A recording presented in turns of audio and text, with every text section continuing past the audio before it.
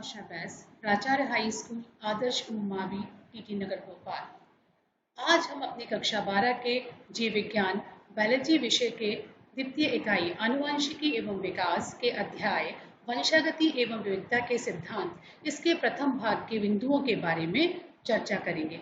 आइए जुड़ जाइए और आनुवंशिकी के विषय में जानिए। मेंडल। हम मेंडल का सामान्य परिचय कि जो मेंडल थे वो सही मायने में कोई वैज्ञानिक या साइंटिस्ट नहीं थे।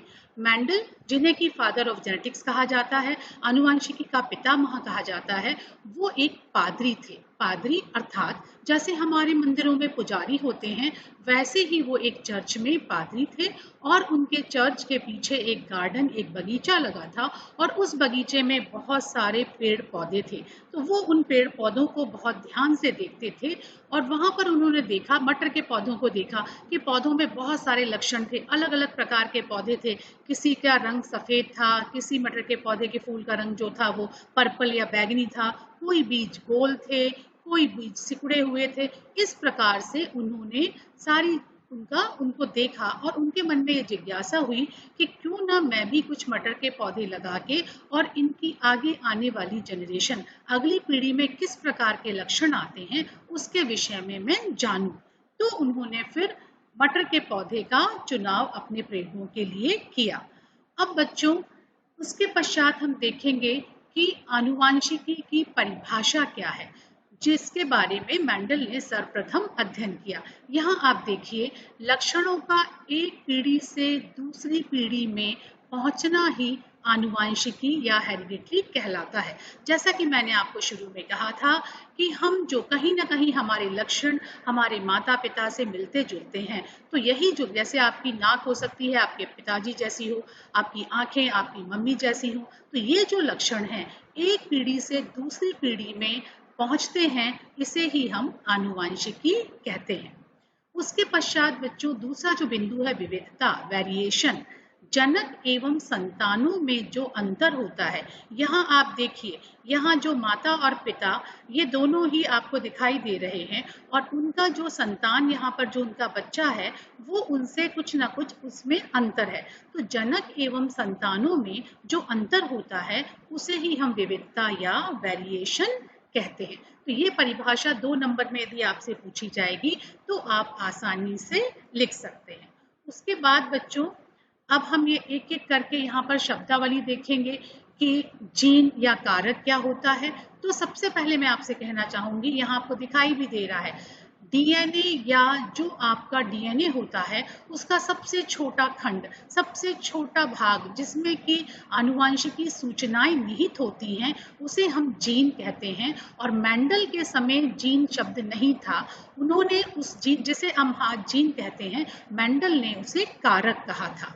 उसके पश्चात हम देखें सयुग्मी एवं विषम युग्मी, होमोजाइगस एंड हेट्रोजाइगस। यहाँ देखिए, जब 2 जोड़े होते हैं यहाँ पर, तो इन जोड़ों में यदि दोनों ही जीन, दोनों ही जो क्रोमेटिड हैं वो एक समान हो, दोनों ही जोड़ों के एलील यदि एक समान है, यहाँ देखिए आप जोड़े में दोनों ही कैपिटल बी है, यहाँ पर स्मॉल बी है, अर्थात ये एक समान है। सम यानी समान है, युग्म यानी युग्म में, तो इन्हें हम, चूंकि दोनों ही एक समान है इसलिए हमने समयुग्मी कह रहे हैं। और यहाँ पर जो है वो अलग अलग है, एक कैपिटल बी है एक स्मॉल बी है, तो ये विषम है, ये अलग अलग है, तो इसको हमने विषम युग्मी या हेट्रोजाइगस कहा।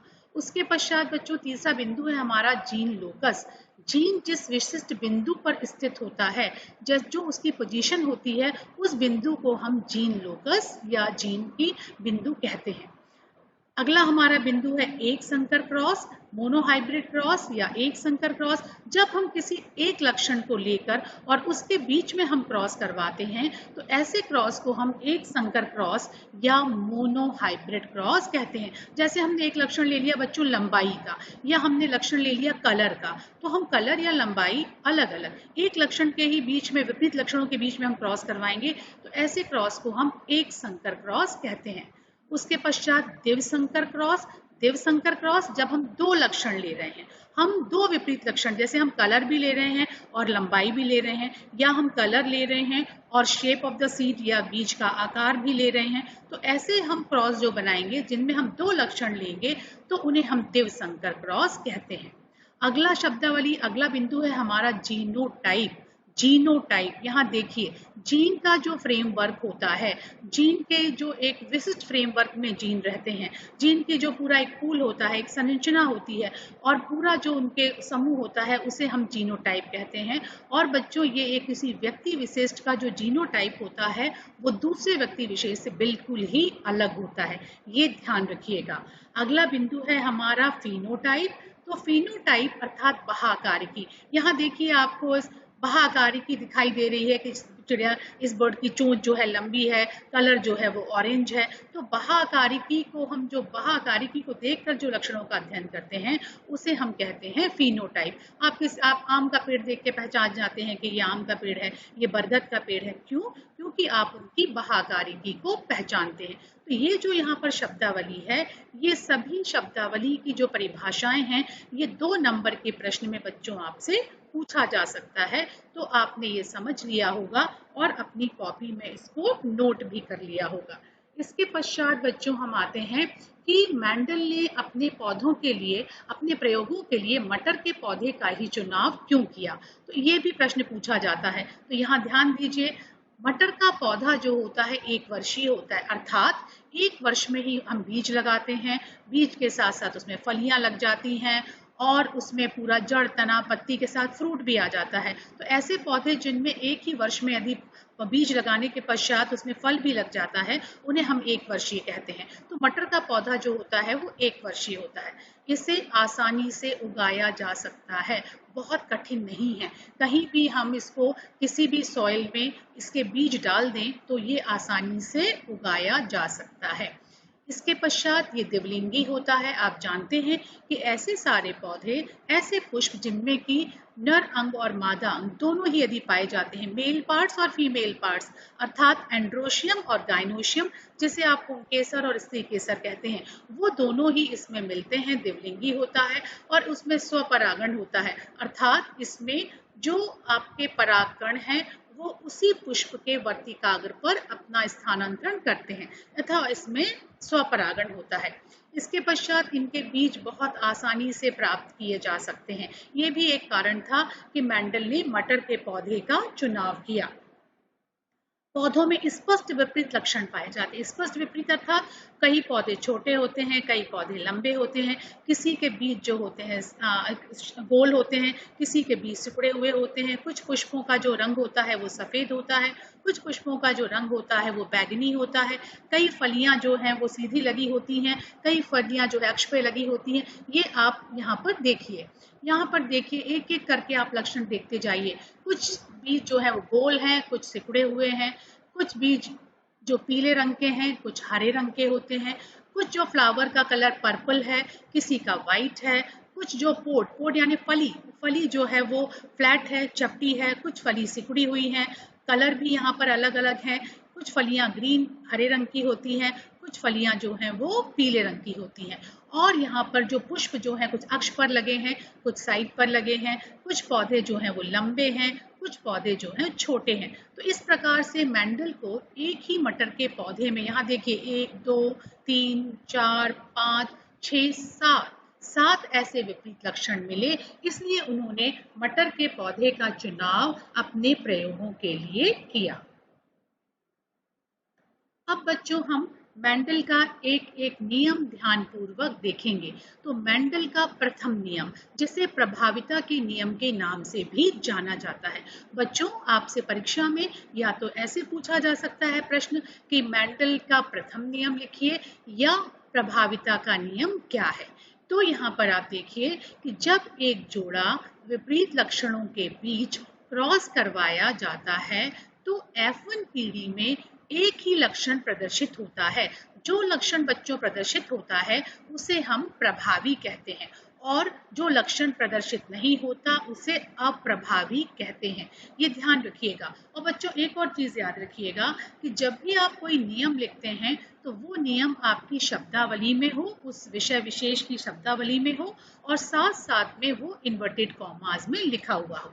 तो यहाँ पे ये मेंडल का प्रथम नियम देख लिया आपने। अब यहाँ देखिए उदाहरण भी पूछा जाता है। तो जब हम एक लंबे पौधे का, ये लंबा पौधा है जिसके लिए हमने कारक कैपिटल टी लिया है, और एक छोटा बौना पौधा जिसके की कारक स्मॉल टी है, इन दोनों के बीच में जब क्रॉस करवाते हैं, ये पेरेंट है, ये पेरेंटल जनरेशन है, या ये जो है वो जनक है, इनके जब गैमेट बनते हैं, युग्मक बनते हैं, तो इसमें आपको पता है युग्मक में संख्या जो है गुणसूत्रों की आधी हो जाती है। तो यहाँ पर एक कैपिटल टी एक स्मॉल टी, इन दोनों के बीच जब क्रॉस करवाते हैं तो हमें F1 जनरेशन में दो जो पौधे मिलते हैं, जो हाइब्रिड मिलते हैं, संकर मिलते हैं, जिनमें एक कैपिटल टी एक स्मॉल टी, एक कैपिटल टी एक स्मॉल टी होता है, और ये दोनों ही पौधे लंबे होते हैं। अर्थात यहाँ मेंडल का प्रथम नियम ये कहता है कि यहाँ पर जो लंबेपन का गुण है वो अपने प्रभाव को प्रदर्शित कर पाया, क्योंकि हमें दोनों पौधे जो थे वो लंबे मिल रहे थे, इसलिए हमने इसको प्रभावी कहा। और बौना पौधा जो है वो अपने प्रभाव को प्रदर्शित नहीं कर पाया, इसलिए हमने इसको अप्रभावी कहा। तो ये मेंडल का नियम आपसे पूछा जा सकता है, तो आप उसको इसमें लिख देंगे और साथ में ही आप यहाँ पर उसका चित्र और उदाहरण भी बना सकते हैं। इसके पश्चात बच्चों इसी को आप अच्छे से यहाँ समझाइए और अच्छे से बड़े रूप में आपको दिखाया जा रहा है। आप देख के इसको अपने कॉपीज में बना लीजिए, क्योंकि ये परीक्षा की दृष्टि से बहुत ही महत्वपूर्ण है। ये आपकी जनक पीढ़ी है, जनरेशन है, ये F1 जनरेशन है। जीनोटाइप, जैसा मैंने आपसे कहा था कि जो भी हमें जीनोटाइप, यदि हम अंदर से कारक देखें, क्योंकि आपको दिखाई देने पर तो सिर्फ लंबा पौधा दिखाई देगा, वहां पर आपको ये दिखाई नहीं देंगे, पर हम जब जीनोटाइप का अध्ययन करेंगे तो जीनोटाइप में हमको दिखाई देंगे कि दोनों ही टी, एक कैपिटल टी एक स्मॉल टी है, और फिनोटाइप में हमें देखेंगे कि दोनों ही जो पौधे हैं वो हमें लंबे प्राप्त होते हैं, या दोनों ही जो पौधे हैं वो लंबे हैं। इसके पश्चात दूसरा नियम है मेंडल का द्वितीय नियम, सेकंड लॉ ऑफ मेंडल, पृथक्करण का नियम, लॉ ऑफ सेग्रीगेशन। इसमें जब एक जोड़ा विपरीत लक्षणों को एक संकर क्रॉस में साथ साथ लाया जाता है तो ये एक दूसरे के बिना मिश्रित हुए साथ साथ रहते हैं व युग्मक निर्माण के दौरान पूर्ण रूप से अलग हो जाते हैं। यहाँ देखिए आप कि जब हम दो विपरीत लक्षणों के बीच हमने क्रॉस कराया, एक लक्षण लंबेपन के लिए था, एक लक्षण जो था वो बौनेपन के लिए था, इनके बीच में जब हमने क्रॉस करवाया तो हम देखते हैं यहाँ पर कि F1 जनरेशन में तो मेंडल के प्रथम नियम के अनुसार हमें जो पौधे दोनों मिलते हैं वो लंबे मिलते हैं, परंतु जब हम F2 जनरेशन में प्रवेश करते हैं, F2 जनरेशन में जाते हैं, तो वहां जब युग्मक निर्माण होता है, यहाँ देखिए युग्मक निर्माण हो रहा है, एक कैपिटल टी एक स्मॉल टी, एक कैपिटल टी एक स्मॉल टी, इनके बीच में जब क्रॉस होगा और क्रॉस होने के बाद F2 जनरेशन में आपको 4 पौधे मिलते हैं।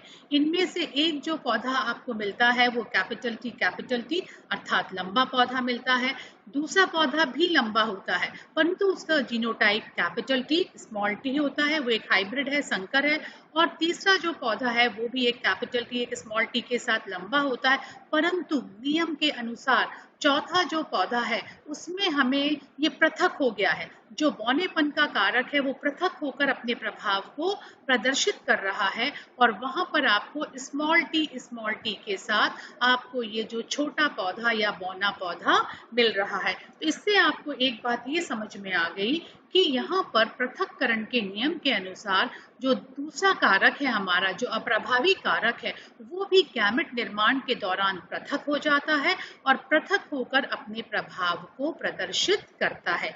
यहाँ आप देखिए, इसको आप रे डायग्राम के फॉर्म में भी देख सकते हैं कि ये आपकी जनक पीढ़ी है, उसमें फिर F1 पीढ़ी में आपको जीनोटाइप जो मिले सभी टी थे, देखिए कैपिटल टी स्मॉल टी था यहाँ पर, फिनोटाइप में दोनों आपके टॉल थे, दोनों लंबे थे।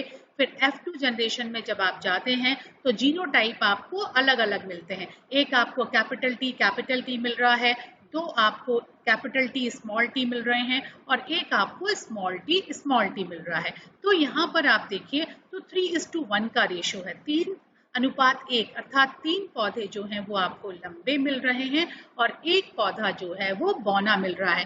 कई बार बच्चों ऑब्जेक्टिव प्रश्न में पूछा जाता है कि F2 जनरेशन में जीनोटाइप रेशो क्या होगा, तो वहां आप जीनोटाइप अनुपात लिखेंगे 1:2:1 अर्थात एक प्योर टॉल है, शुद्ध रूप से लंबा है, दो जो है वो हाइब्रिड टॉल है, संकर टॉल है और एक जो है वो आपका बौना पौधा है।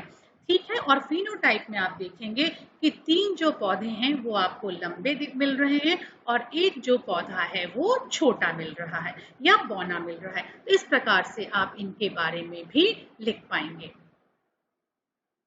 उसके पश्चात बच्चों हमारा जो तृतीय नियम है, मेंडल का तृतीय नियम, स्वतंत्र अपवोहन का नियम, इसे हम कहते हैं लॉ ऑफ इंडिपेंडेंट असॉर्टमेंट। इस नियम के अनुसार जब 2 या 2 से अधिक लक्षणों वाले पौधों के बीच क्रॉस करवाया जाता है तो इन लक्षणों की वंशागति स्वतंत्र रूप से होती है, बिल्कुल अलग अलग स्वतंत्र रूप से ही अपने प्रभाव को प्रदर्शित करते हैं, अर्थात एक लक्षण की वंशागति दूसरे लक्षण से प्रभावित नहीं होती। ये ध्यान रखिएगा कि एक लक्षण की जो वंशागति है वो दूसरे लक्षण से प्रभावित नहीं होती। इसको हम चेकरबोर्ड के द्वारा या पुन्नेट क्रॉस के द्वारा हम समझेंगे। यहाँ हमने एक से ज्यादा लक्षण लिए। यहाँ देखिए बच्चों ध्यान से, YY मतलब ये जो है बीज वो येलो कलर का लिया है हमने और RR से मतलब है राउंड गोल लिया है। इसका क्रॉस हमने जो करवाया है वो करवाया है हमने एक सिकुड़े हुए और हरे, YY स्मॉल y जो है वो आपका हरे रंग के लिए है और स्मॉल r है रिंकल्ड, ये सिकुड़ा हुआ बीज है। जब इनके गैमेट बनते हैं एक कैपिटल R, एक कैपिटल Y, एक capital R, small y, small r और एक हमें जो F1 जनरेशन में हमें जो मिलता है बीज वो पीला और गोल ही मिलता है, क्योंकि हम जानते हैं यहाँ भी प्रभाविता का गुण प्रदर्शित होता है। ये Y, Y, R और R। अब इसके पश्चात F2 जनरेशन में जाने के लिए जब इनमें गैमेट्स बनते हैं, युग्मक बनते हैं और ये जो युग्मक है मेल, ये मेल युग्मक है और ये फीमेल युग्मक है, ये जब युग्मक बनते हैं और इनके में आपस में क्रॉस होता है, ये युग्मक बनते हैं और इनमें आपस में क्रॉस होता है और क्रॉस होने के पश्चात हम देखते हैं कि पहला जो है ये फीमेल मेल के साथ क्रॉस होगा तो हमें मिलता है कैपिटल Y RR अर्थात जो बीज मिलता है वो गोल और पीला होता है। दूसरा भी जो हमें मिलता है capital Y capital R small r, ये भी गोल और पीला ही होता है। तीसरा जो हमें बीज मिल रहा है capital Y capital R small r, गोल और पीला। उसके पश्चात चौथा जो हमें मिल रहा है बीज capital Y capital R small r, ये भी गोल एवं पीला। यहाँ हमें पांचवा क्रॉस देखिए कैपिटल Y कैपिटल, इन दोनों के बीच में क्रॉस हो रहा है बेटा, ये वाला और एक ये, सेकंड में भी एक ये और एक ये। तो ऐसे यहाँ पर जो capital Y capital R small r, capital Y small r, ये आपको यहाँ पे देखिए स्मॉल r आ गया तो बीज आपका पीला तो है परंतु सिकुड़ा हुआ है। फिर आपका capital Y capital R small r, जहाँ भी कैपिटल आ रहा है मतलब वो प्रभावी है और स्मॉल वाले कारक को वो अप्रभावी बना रहा है।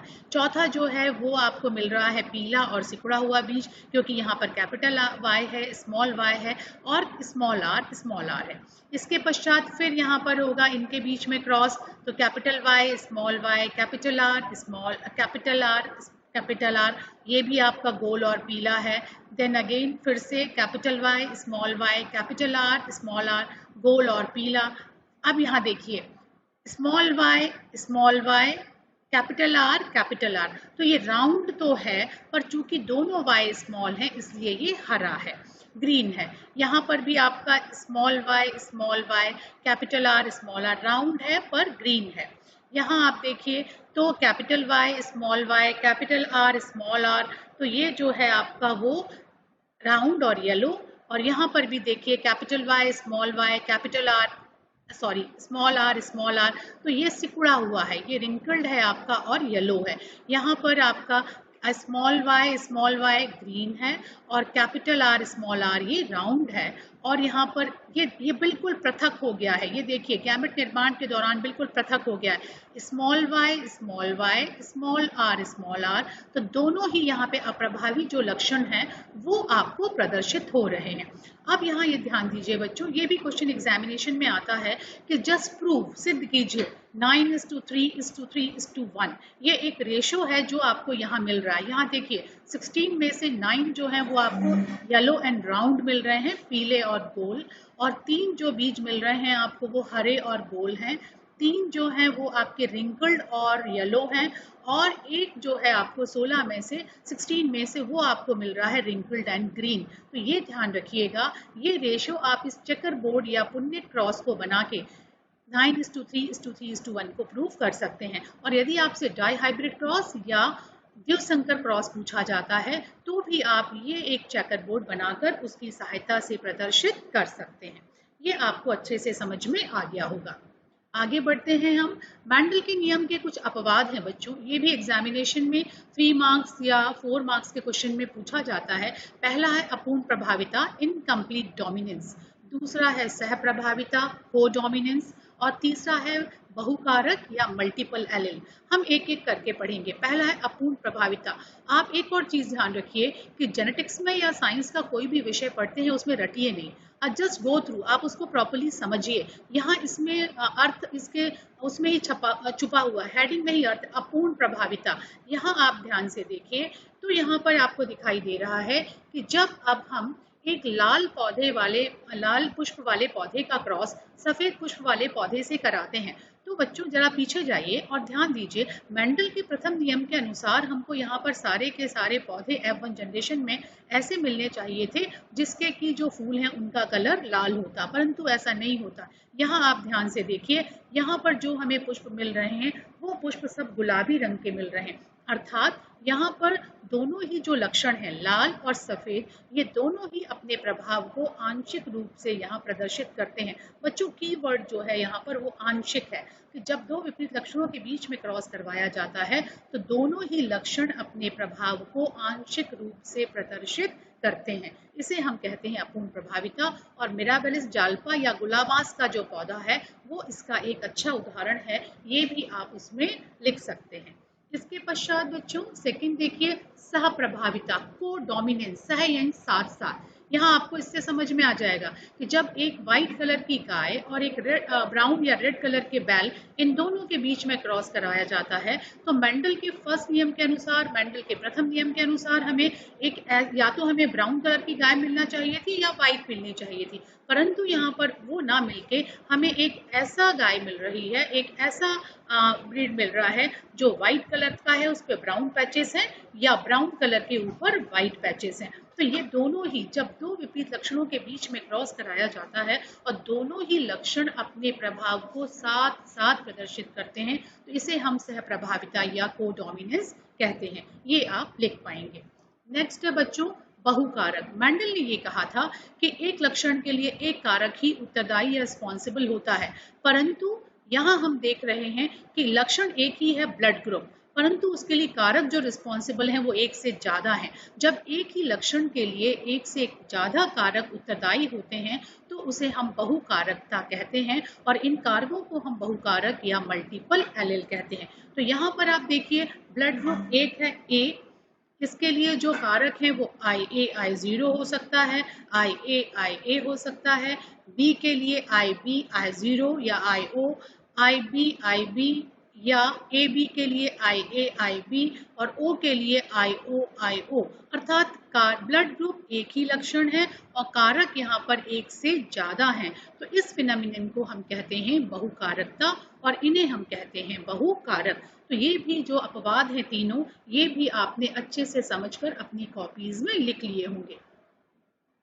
तो बच्चों आज हमने जो चर्चा की वो हमारे सारे बिंदु बहुत ही महत्वपूर्ण थे। पहला था आनुवंशिकी क्या होता है, हेरिडिटी को हम कैसे परिभाषित करेंगे, मेंडल के कौन कौन से नियम हैं। मेंडल के हमने 3 नियम देखे। पहला था मेंडल का प्रभाविता का नियम, दूसरा था मेंडल का पृथक्करण का नियम, तीसरा था मेंडल का स्वतंत्र अपवहन का नियम, और फिर इसके बाद हमने सारे के सारे उदाहरण देखे। उनके पश्चात हमने देखा मेंडल के नियम के अपवाद, जिसमें आपने सबसे पहले देखा इनकम्प्लीट डोमिनेंस या अपूर्ण प्रभाविता, उसके बाद था आपका सह प्रभाविता को डोमिनेंस, और अंत में हमने देखा ब्लड ग्रुप के एग्जाम्पल के साथ बहु कारक के एक ही लक्षण के लिए एक से जो ज्यादा कारक भी रिस्पॉन्सिबल हो सकते हैं। ये सभी आप उदाहरण और चित्र के साथ याद कर लीजिएगा। बच्चों, अब जो हमने सारी चीजें देखी, सारे बिंदुओं पर चर्चा की, उन बिंदुओं पर चर्चा करने के पश्चात अब बात आती है गृह कार्य की। ये सारे वो मैं प्रश्न आपको दे रही हूँ जो 12वीं कक्षा के प्रश्न पत्र उठा के आप पिछले सालों के देखेंगे तो उनमें आपको ये प्रश्न मिल जाएंगे, और इन सभी प्रश्नों को आप अच्छे से समझिए और उनके उत्तर अपनी कॉपीज में लिख लीजिएगा।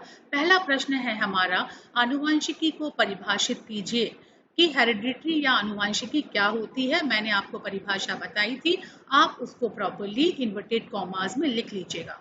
दूसरा जो हमारा प्रश्न है, मेंडल ने अपने प्रयोगों के लिए मटर के पौधे को क्यों चुना। मैंने आपको 5 पॉइंट्स बताए थे कि क्यों उन्होंने मटर के पौधे का ही चुनाव किया, वो आप पॉइंट वाइज। और एक और चीज ध्यान रखिए, जब भी आप अपना आंसर लिखते हैं तो आप पैराग्राफ में लिखने के बजाय उसको पॉइंट्स में लिखेंगे तो आपको अच्छे मार्क्स मिलेंगे, ये आप ध्यान रखिएगा।